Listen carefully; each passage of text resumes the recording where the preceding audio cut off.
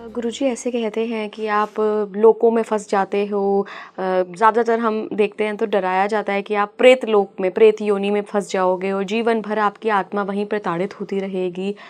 तो ये कौन सी गीता जी में कहीं नहीं बताया, ये पुराणों में बताया, गरुड़ पुराण में बताया। और वो मैं आपको बता देता हूँ, हमारे हिंदू शास्त्र ना एक स्पेक्ट्रम है, एक रेंज है।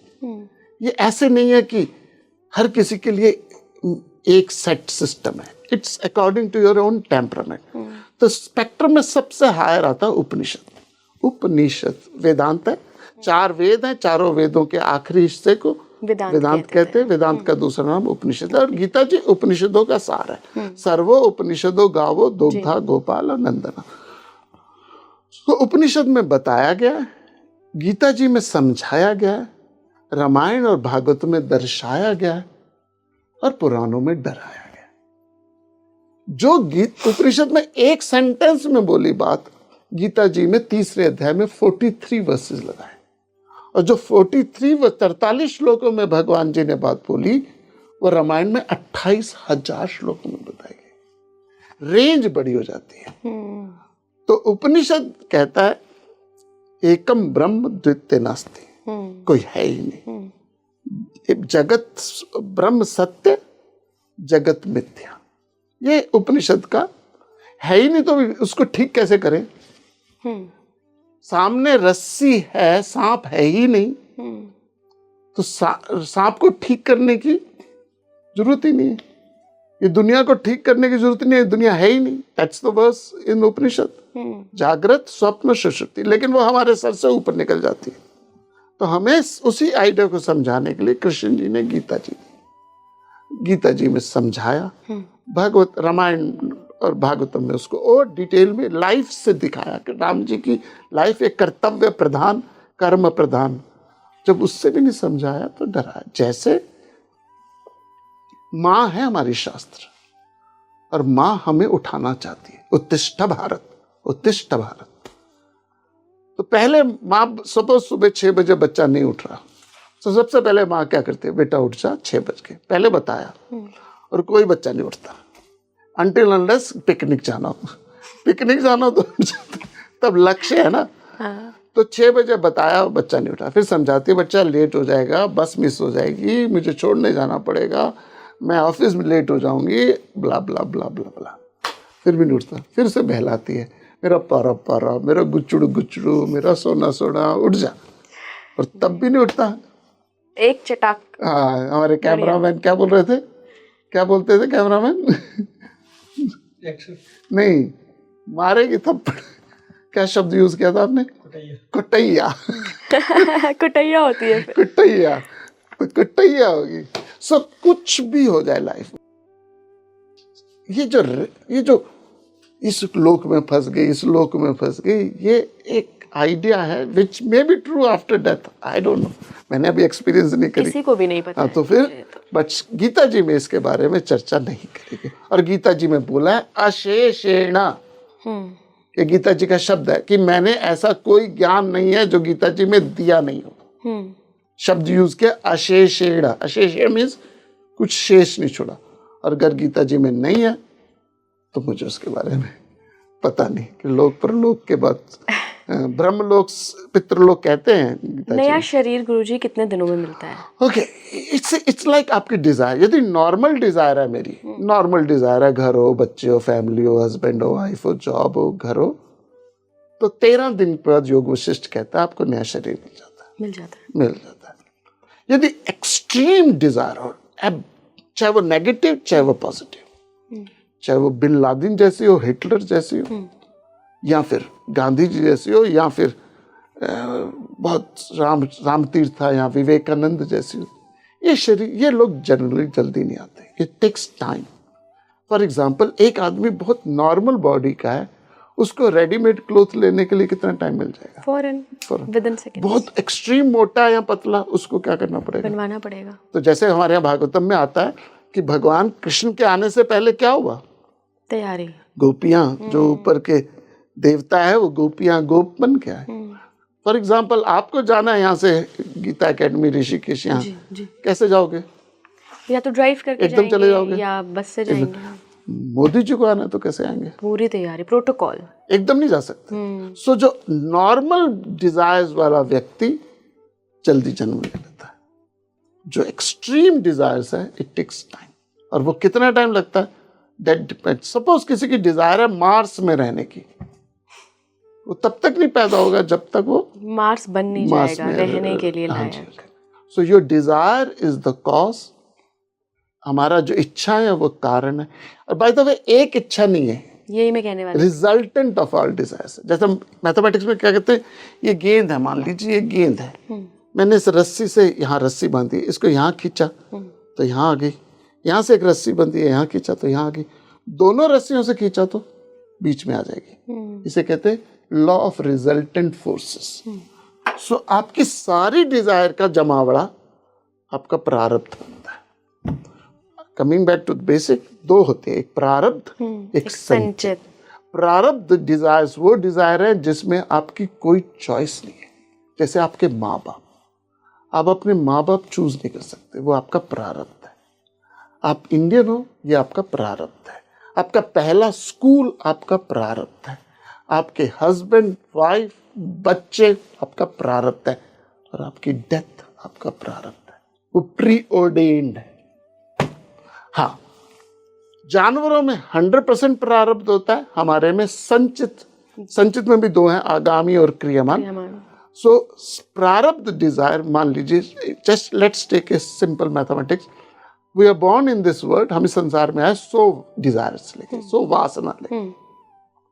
100 में से 6 वासना आपकी प्रारब्ध होती, ज्यादा नहीं होती। अच्छा, 6-7% ज्यादा नहीं होती, ज्यादा हमारे में संचित होती है, क्योंकि ह्यूमन बीइंग है चॉइस ऑफ एक्शन। आदमी पपेट नहीं है, फ्री विल है, फ्री विल है, पुरुषार्थ है हमारे अंदर। जानवरों में पुरुषार्थ नहीं है। शेर मर जाएगा लेकिन कभी घास नहीं खाएगा, गाय मर जाएगी लेकिन कभी मांस नहीं खाएगी। उनके पास कोई चॉइस ऑफ एक्शन नहीं है, हमारे पास है। कुछ जगह हमारे पास चॉइस नहीं है, जिसे हम कहते हैं प्रारब्ध, कुछ जगह चॉइस है जहां संचित कहते हैं। अब मान लीजिए आप कितनी डिजायर लेके आए, वासना लेके आए, 100। 6 आपकी क्या थी? प्रारब्ध। 94 आपकी क्या थी? संचित। उसमें भी 2 हैं, क्रियामान आगामी, कुछ आने वाली है, but I am not going उस पर डिटेल में। संचित सिंपल आम भाषा में संचित है। अब ये संचित आप बढ़ा सकते हो, कम कर सकते हो। संचित बढ़ा भी सकते हो, ज्यादातर लोग उसे बढ़ाते हैं। जब आप पैदा हुए थे तो आईफोन की डिजायर थी, अब आ गई। कैसे आ गई? ये आपने संचित करी, आपने क्रिएट करी। तो जिस आदमी की संचित 0 हो कर दे पुरुषार्थ से, वो व्यक्ति मोक्ष को प्राप्त हो जाता है। अब प्रारब्ध अभी भी है उसकी, 6 है, वो धीरे धीरे अनुभव से खत्म होगी। तो जब संचित खत्म हो जाए तो उसे कहते हैं समाधि। जब प्रारब्ध भी धीरे धीरे खत्म हो जाए तो उसे कहते हैं महासमाधि। हमारी लाइफ में, आम जनमानस की लाइफ में क्या होता है, संचित खत्म होती नहीं, प्रारब्ध पहले खत्म हो जाती है। तो आप लेके आए थे 100 डिजायर्स, उसमें 6 प्रारब्ध थी, 96 संचित थी। उस 96 को 94 थी, उसको आपने बना दिया 940। अब point to be noted my Lord, point to be noted my Lord, इस 940 में से जो स्ट्रांग प्रारब्ध आपकी खत्म हो रही है, यू कांट ऐड योर प्रारब्ध, धीरे धीरे खत्म हो रही है।